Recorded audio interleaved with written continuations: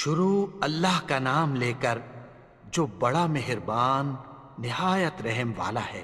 وہ جو نہایت مہربان ہے، اسی نے قرآن کی تعلیم فرمائی، اسی نے انسان کو اسی نے اس کو بولنا سکھایا، اور بوٹیاں اور درخت سجدہ کر رہے ہیں، اور اسی نے آسمان کو بلند کیا اور میزان عدل قائم کر دی۔ سورج اور چاند ایک حساب مقرر سے چل رہے ہیں کہ اس میزان میں حد سے تجاوز نہ کرو، اور انصاف کے ساتھ ٹھیک تولو اور تول کم مت کرو۔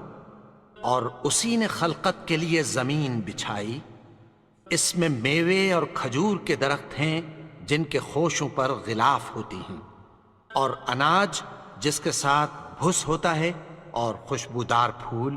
تو اے گروہ جن و انس، تم اپنے پروردگار کی کون کون سی نعمت کو جھٹلاؤ گے؟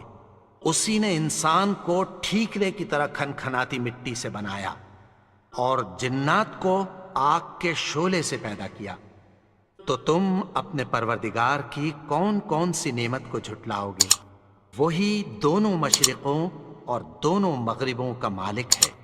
تو تم اپنے پروردگار کی کون کون سی نعمت کو جھٹلاؤ گے؟ اسی نے دو دریا رواں کیے جو آپس میں ملتے ہیں، مگر دونوں میں ایک آڑ ہے کہ اس سے تجاوز نہیں کر سکتے۔ تو تم اپنے پروردگار کی کون کون سی نعمت کو جھٹلاؤ گے؟ ان دونوں دریاؤں سے موتی اور مونگے نکلتے ہیں، تو تم اپنے پروردگار کی کون کون سی نعمت کو جھٹلاؤ گے؟ اور جہاز بھی اسی کے ہیں جو سمندر میں پہاڑوں کی طرح اونچے کھڑے ہوتے ہیں۔ تو تم اپنے پروردگار کی کون کون سی نعمت کو جھٹلاؤ گے؟ جو مخلوق زمین پر ہے سب کو فنا ہونا ہے، اور تمہارے پروردگار ہی کی ذات جو صاحب جلال و کرم ہے باقی رہے گی۔ تو تم اپنے پروردگار کی کون کون سی نعمت کو جھٹلاؤ گے؟ آسمان اور زمین میں جتنے لوگ ہیں سب اسی سے مانگتے ہیں، وہ ہر روز کسی نہ کسی کام میں ہوتا ہے۔ تو تم اپنے پروردگار کی کون کون سی نعمت کو جھٹلاؤ گے؟ اے دونوں جماعتوں،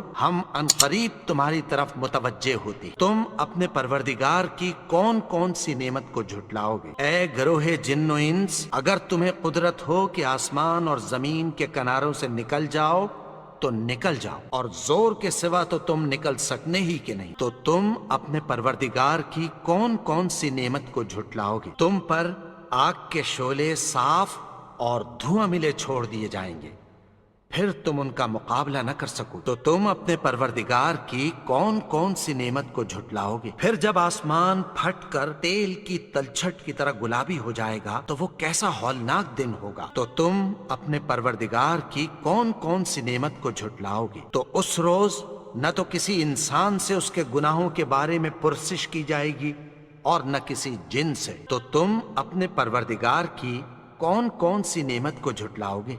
گناہگار اپنے چہرے ہی سے پہچان لیے جائیں گے، تو پیشانی کے بالوں اور پاؤں سے پکڑ لیے جائیں گے۔ تو تم اپنے پروردگار کی کون کون سی نعمت کو جھٹلاؤ گے؟ یہی وہ جہنم ہے جسے گناہگار لوگ جھٹلاتے تھے۔ وہ دوزخ اور کھولتے ہوئے گرم پانی کے درمیان گھومتے پھریں گے۔ تو تم اپنے پروردگار کی کون کون سی نعمت کو جھٹلاؤ گے؟ اور جو شخص اپنے پروردگار کے سامنے کھڑے ہونے سے ڈرا، اس کے لیے دو باغ ہیں۔ تو تم اپنے پروردگار کی کون کون سی نعمت کو جھٹلاؤ گے؟ ان دونوں میں بہت سی شاخیں یعنی قسم قسم کے میووں کے درخت۔ تو تم اپنے پروردگار کی کون کون سی نعمت کو جھٹلاؤ گے؟ ان میں دو چشمے بہہ رہے ہیں۔ تو تم اپنے پروردگار کی کون کون سی نعمت کو جھٹلاؤ گے؟ ان میں سب میوے دو دو قسم کے ہیں۔ تو تم اپنے پروردگار کی کون کون سی نعمت کو جھٹلاؤ گے؟ اہل جنت ایسے بچھونوں پر جن کے استر اطلس کے ہیں